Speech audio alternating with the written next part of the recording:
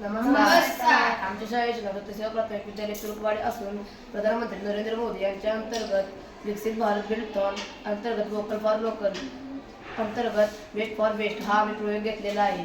आम्ही निरीक्षण केले की घरापासून कपडे व विविध वस्तू फेकल्या जातात किंवा जाळल्या जातात. त्यापासून आपण विविध वस्तू बनवू शकतो. त्यातील एक जे कपड्यापासून आपण पाय पुसणी किंवा खराब झालेल्या काचापासून वेगळ्या दुसऱ्या फ्रेम्स बनवू शकतो किंवा खराब झालेल्या बांगड्यांपासून वॉल पीस व दिवाळीनंतर दिवे राहतात ते फेकले जातात. त्यापासून आपण घरासाठी डेकोरेटिव्ह वस्तू बनवू शकतो.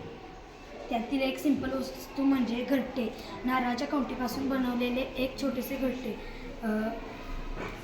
त्यापासून आपण शो पीस. त्यातील एक एक्झाम्पल म्हणजे नारळाच्या कवटीपासून झाड व त्याच्यावर घर.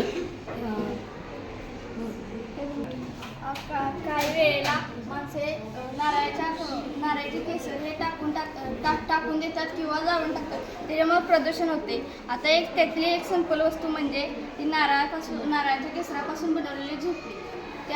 ती झोपडी अशी नारळाचं केसर आपण टाकून देतो. त्याच्यापासून एक अट्रॅक्टिव्ह वस्तू म्हणजे झोपडी केली. आणि नंतर नारळाच्या कवटापासून केलेला तबला अशा आपण शोभेच्या वस्तू करू शकतो.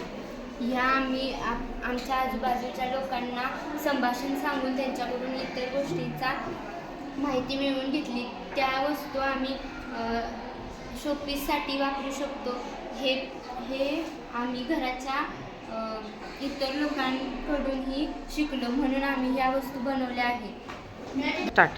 आम्हाला हा प्रकल्प करताना खूप आनंद झाला आणि मला खूप काही समजले.